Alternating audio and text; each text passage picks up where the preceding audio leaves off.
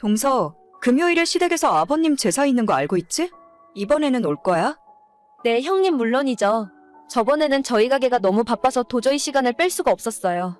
이번에는 퇴근하자마자 일찍 가서 음식 준비 도와드릴게요. 걱정 마세요.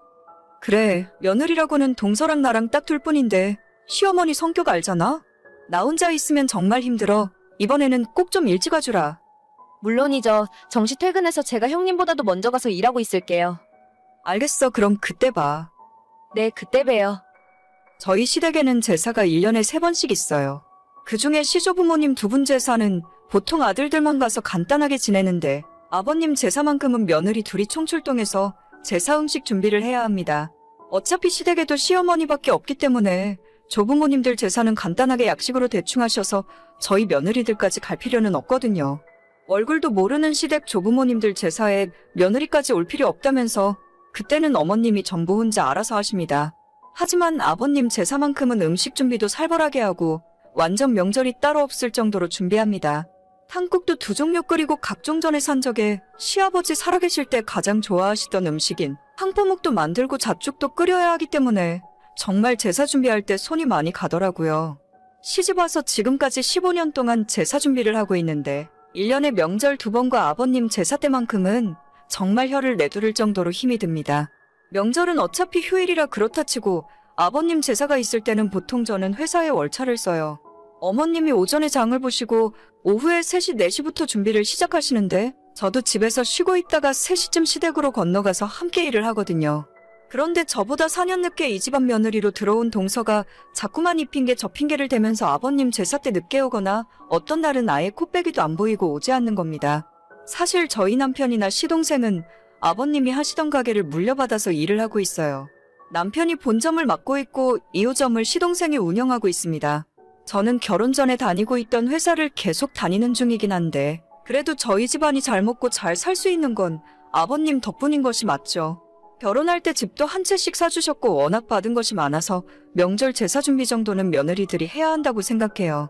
하지만 매번 눈치 보면서 빠져나가는 동서 때문에 정말 스트레스 많이 받고 있습니다.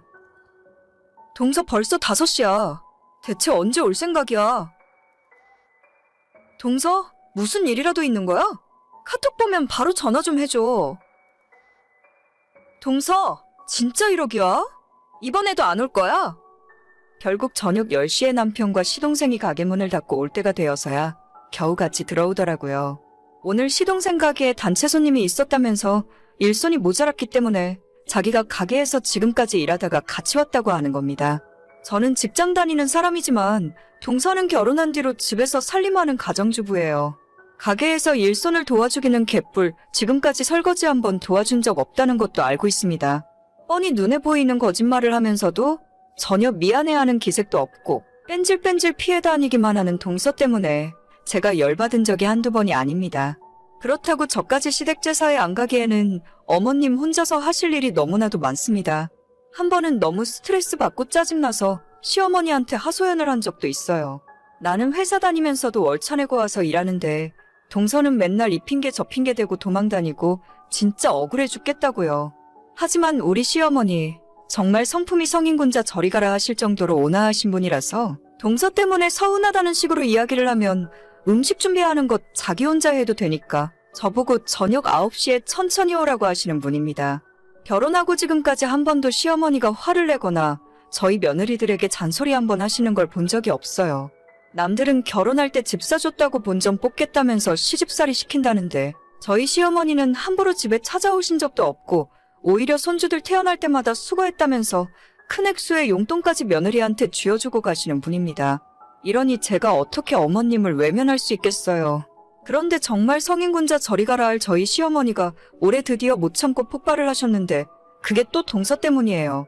지난달 말 아버님 제사를 이틀 앞두고 시어머니가 저와 동서에게 말씀을 하셨어요.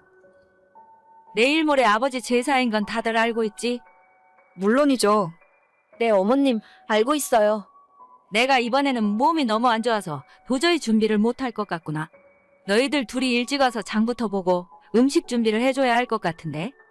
네, 제가 내일 회사 가서 하루 쉰다고 이야기할게요. 아침에 장 보러 제가 갈 테니까 걱정하지 말고 푹 쉬세요. 저도 형님을 도와서 같이 준비 열심히 할게요. 그래 고맙다. 내가 같이 가야 하는데 허리가 너무 아파서 일어날 수가 없구나. 만들기 힘든 건 다 빼도 되니까 잣죽이랑 황포묵만이라도 직접 만들어줬으면 좋겠네. 이번에만 너희들이 신경 좀 써주면 고맙겠다. 네, 아무 걱정하지 말고 쉬고 계세요. 어머님한테 잘 배웠기 때문에 문제 없어요. 맞아요. 저희 잘할 수 있어요. 저희 시어머니가 작년 겨울에 무릎 수술을 받으셨는데 그때 이후로 종종 허리가 아파서 고생을 하셨어요. 최근에는 집안에서 거동하시기도 힘들 정도라서 제가 자주 찾아가 반찬도 챙겨드리고 밀린 집안일도 대신 해드렸거든요. 그래도 어머님에게는 아버님 제사가 1년 중 가장 중요한 행사라서 그때까지는 꼭 쾌차하고 일어나실 거라 생각했는데 이번엔 정말 상황이 심각하긴 한가 보다 싶었습니다. 시어머니께서 신신당부를 하셨고 저도 다음날 회사에 출근해서 하루 월차를 냈어요. 그리고 아버님 제삿날 당일 오전 남편을 출근시키고 난 후에 일찌감치 시댁으로 향했습니다. 동서는 아직 도착하지 않았고 저는 일단 혼자서 장을 보러 가기로 했어요. 어머님이 적어주신 물건들을 받아들고 마트와 시장을 오가며 필요한 물건들을 전부 구입했습니다. 장을 다 보고 다시 시댁에 도착했더니 시간이 오후 2시가 넘었더라고요. 그때까지도 동서에게선 연락 한 번 없었고 저는 어머님과 함께 늦은 점심을 먹었죠. 동서, 오늘은 진짜 늦으면 안 돼. 3시까지는 꼭 올 거지? 어머님 진짜 누워서 못 일어나신단 말이야. 나 정말 이러면 화낼 거야? 가게에서 일 안 하고 있는 거 내가 모를 줄 알아? 하지만 3시가 넘어버린 시간에도 동서가 오지 않아서 저는 이번에도 또 땡땡이를 치려는가 보다 생각하고 동서의 도움을 포기한 채로 혼자 제사 준비를 하기 시작했습니다. 저 혼자 일을 하고 있으니까 어머님께서 왜 미련하게 혼자 하느냐고 동서에게 전화를 걸었어요. 하지만 제 연락도 안 받는데 어머님 연락이라고 받겠습니까? 보나마나 가게가 바빠서 도와줬다는 핑계를 대면서 저녁 10시나 되어야 오던지 하겠죠.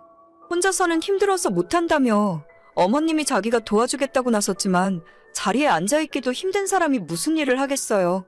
어머님은 그냥 안방에 누워 계시라고 하고 저 혼자 할 수 있는 데까지 하겠다 오기를 부렸습니다.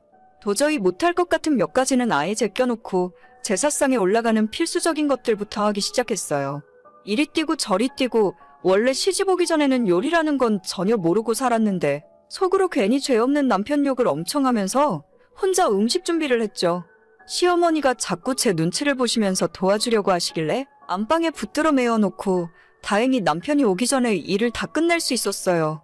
동서는 이번에도 시동생과 함께 오늘 가게가 얼마나 바빴는지 아냐면서 너무 미안하다고 다음엔 꼭 일찍 와서 도와드리겠다고 약을 올리더군요.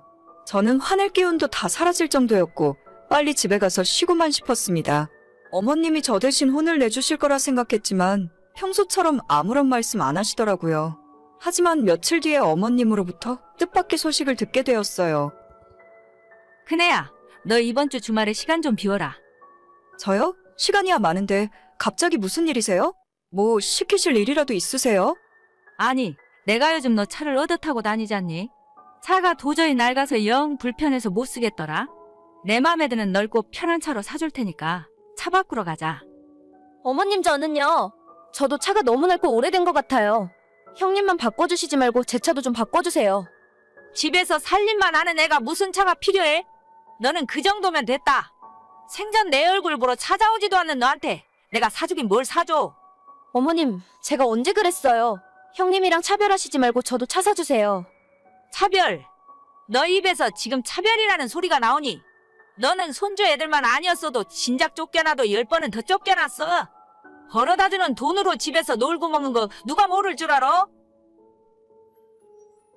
어머님은 정말 주말에 저를 데리고 집 근처 외제차 매장으로 가셨습니다. 우리 며느리한테 좋은 차 한 대 사주려고 한다고 말씀하셨고 진짜 그날 그 자리에서 제 마음에 쏙 드는 차를 한 대 계약해 주시더라고요. 가장 비싼 큰 차를 사라고 하셨는데 그건 제 운전 실력으로 주차하기도 힘들고 좁은 골목 다니기도 힘들 것 같아서 적당한 걸로 골랐어요. 어머님이 계약금 내주시고 차 나오기까지 2달 정도 걸린다고 해서 그때 현금으로 전부 내주시기로 했습니다.